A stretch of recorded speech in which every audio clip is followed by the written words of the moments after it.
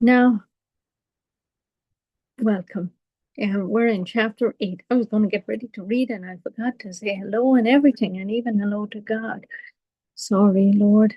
And that's sometimes what happens when I go to eat. I forget to say thank you, Lord. And I say thank you now, Lord, for all the food you've given me. Thank you for this word. And we're feeding on the word today, but we appreciate the physical food and the spiritual food, Lord. And Lord, bless the listener and help us eat this food and learn from it and apply it to our lives. And Holy Spirit, we need your guidance and your help. In Jesus' name, and bless the listener. Bless you. In Jesus' name, amen. And join me. This is 1 Kings chapter 8, and even hopefully you be encouraged to read it in your own time and just look at and search out the scripture for the truth, And for Jesus, you'll see Jesus in the Old Testament and the New Testament. He's everywhere. He is. All right, chapter 8. Now Solomon assembled the elders of Israel and all the heads of the tribe, the chief fathers of the children of Israel, to King Solomon in Jerusalem, that they might bring up the ark of the covenant of the Lord from the city of David, which is Zion. Therefore all the men of Israel assembled with King Solomon at the feast in the month of Ethanim, which is the 7th month. So all the elders of Israel came, and the priests took up the ark.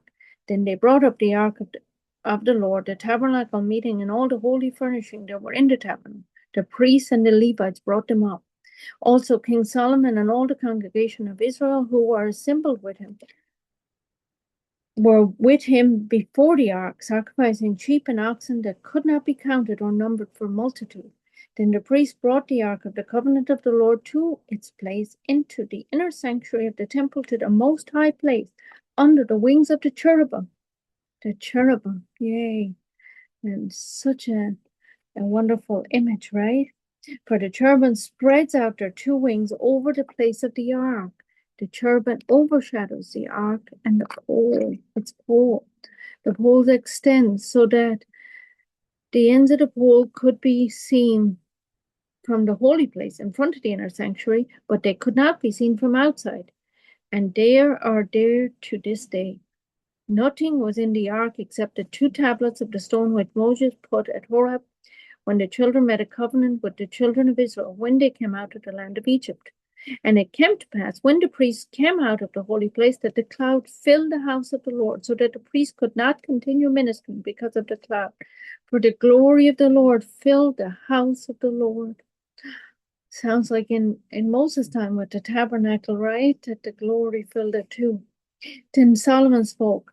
The Lord said he would dwell in the dark cloud. I have surely built you an exalted house and a place for you to dwell in forever.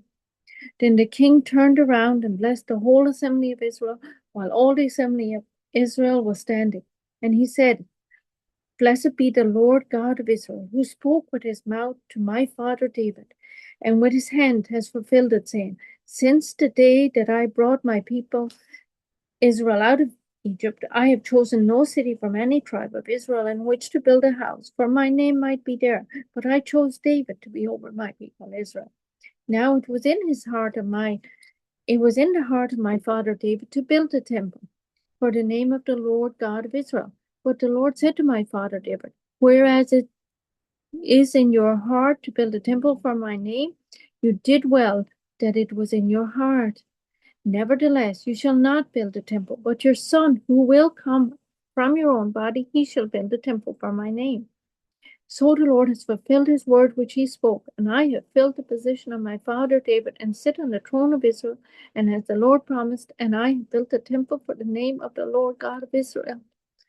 And there I have made a place for the ark, in which is the covenant of the Lord, which he made for our father when he brought them out of the land of Egypt. And Solomon stood before the altar of the Lord in the presence of all the assembly of Israel, and spread out his hand towards heaven, and said, Lord God of Israel, there is no God in heaven above or on earth below like you, who keeps your covenant and mercy with your servant, who walks before you with all their hearts. What a wonderful prayer and declaration that we can declare, right? Lord God of Israel, there's no God in heaven above or on earth below like you, who keep your covenant and mercy with your servants who walk before you with all their heart. You have kept what you promised your servant David my father. You have both spoken with your mouth and fulfilled it with your hands, as it is this day. Therefore, Lord God of Israel, now keep what you promised your servant David my father, saying. So, verse 25. Therefore, Lord God of Israel, now keep what you promised your servant David my father, saying. You shall not fail to have a man sit before me on the throne of Israel, only if your sons take heed to their way, that if they walk before me as you have walked before me. So they have to walk before him, right? And now I pray, O God of Israel, let your word come true, which you have spoken to your servant David, my father. But will God indeed dwell on earth? Behold, heaven and the heavens of heaven cannot contain you. Contain God, right? How much less this temple which I have built?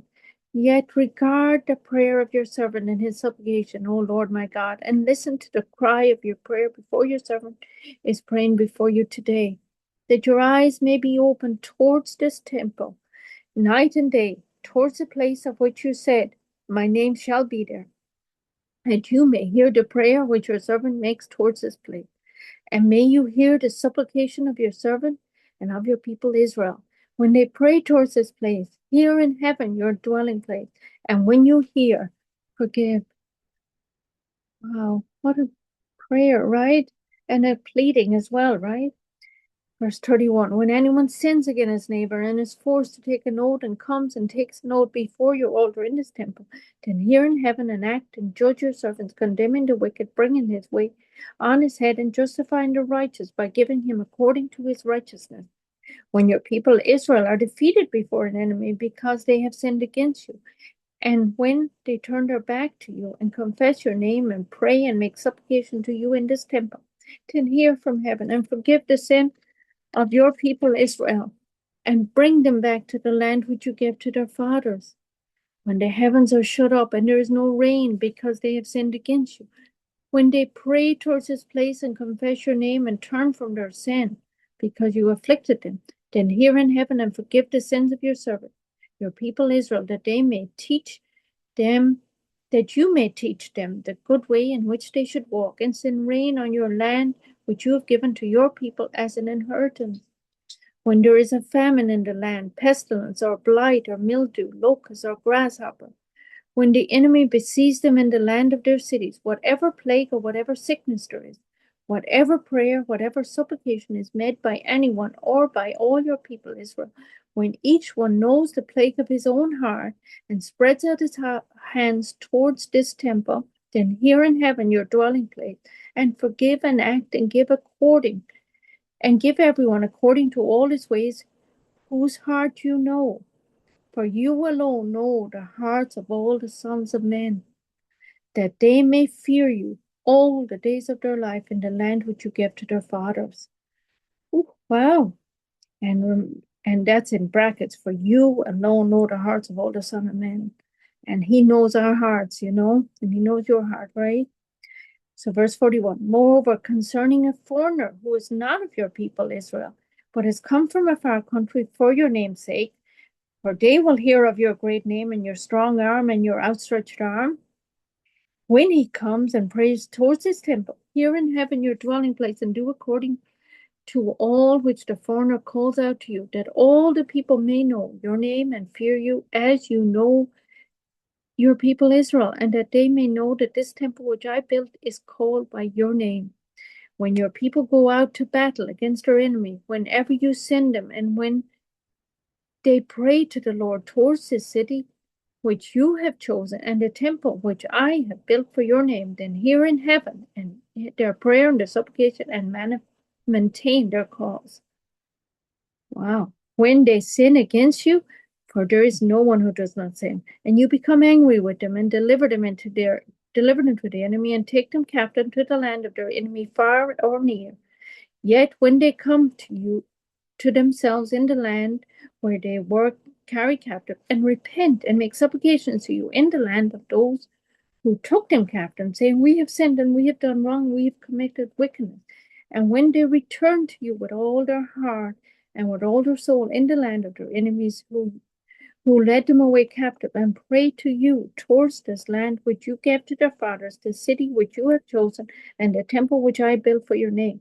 Then hear in heaven, your dwelling place, their prayer and their supplication, and maintain their cause, and forgive your people who have sinned against you, and all their transgressions which they have transgressed against you, and grant them compassion before those who took them captive, that they may have compassion on them. For they are your people and your inheritance, whom you brought out of Egypt, out of the iron furnace, that your eyes may be open to the supplication of your servant and the supplication of your people Israel, to listen to them whenever they call to you. For you separated them from among all the people of the earth to be your inheritance, as you spoke by your servant Moses when you brought our fathers out of Egypt, O Lord God.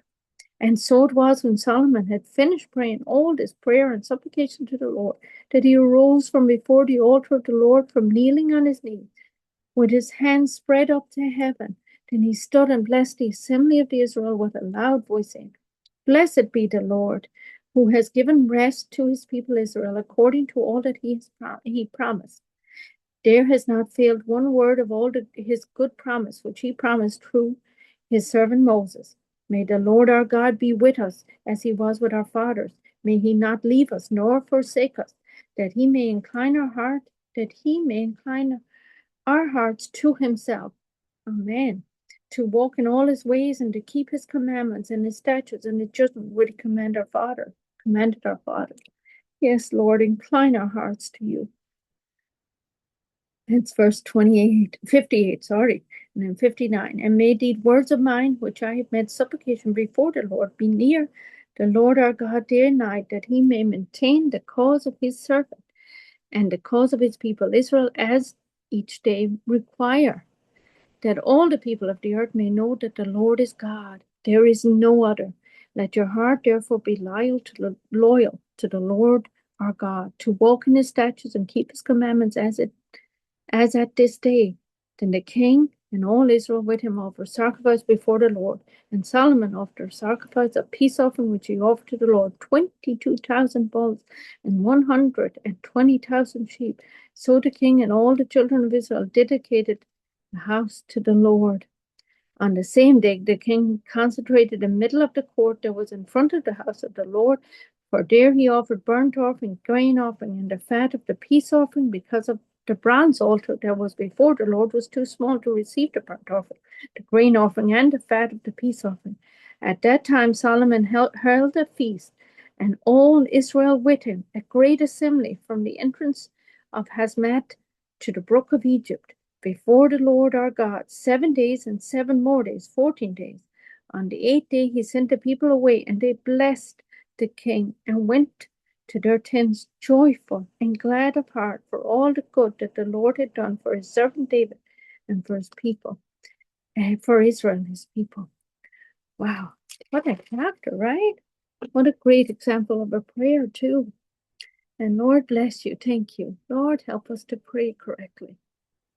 Lord, help us, to have our prayers aligned with what God wants and with your purpose and your will, Lord, because you are great. And Lord, bless the listener. Thank you for joining me. And may you be encouraged to read more of his word and to obey him. And me too. I'm talking to myself too, in Jesus' name. Amen. Lord, bless you and keep. Lord, make his face shine upon you and be gracious to you. Lord, lift up his countenance upon you. Give you peace in the name of Jesus. Amen. Shalom.